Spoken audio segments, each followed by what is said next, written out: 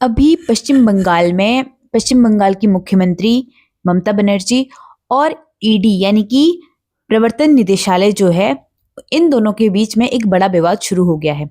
अगर हम इस पूरे मामले की बात करें तो कल क्या होता है, कल ही ईडी के द्वारा पश्चिम बंगाल के कलकत्ता में ईडी की जो एक राजनीतिक रणनीति बनाने वाली पार्टी कंपनी है, आईपैक जिसका नाम है, उस कंपनी में और साथ में उस कंपनी के जो निदेशक हैं प्रतीक जैन, उनके घर में एक साथ छापा मारा जाता है। इस छापे मारने को लेकर ईडी का कहना है कि हमने जो ये छापा मारा है ये कोयले की तस्करी से जुड़े हुए एक मामले के लिए मारा है, उसकी जांच के लिए मारा है। अब जब इन दोनों जगह पे छापा मारा जाता है और ये राज्य सरकार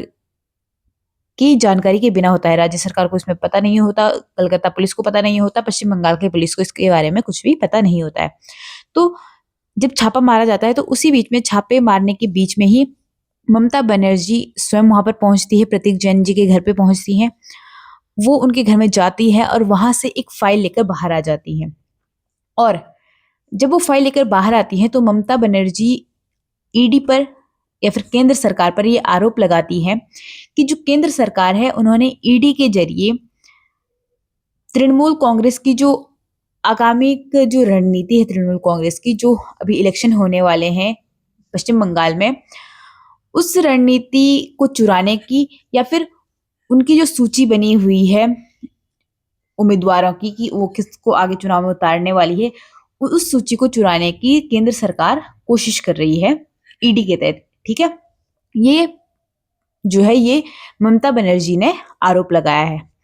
इसके साथ ही जब ये किया है, ममता बनर्जी जब वहां पर गई है तो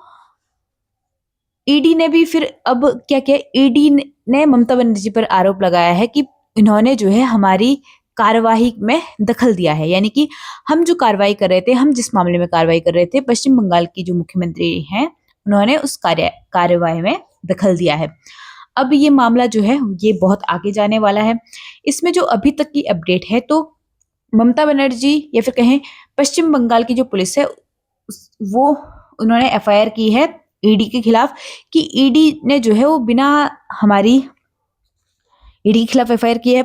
कलकत्ता पुलिस ने कि ईडी ने बिना जानकारी के जो है ये सब किया है। और ईडी ने जो है हाईकोर्ट में, ईडी भी हाईकोर्ट गई है ममता बनर्जी के खिलाफ कि ममता बनर्जी ने हमारे काम में दखल दिया है। अब इसमें आगे क्या फैसला होता है ये इसके आगे आने वाले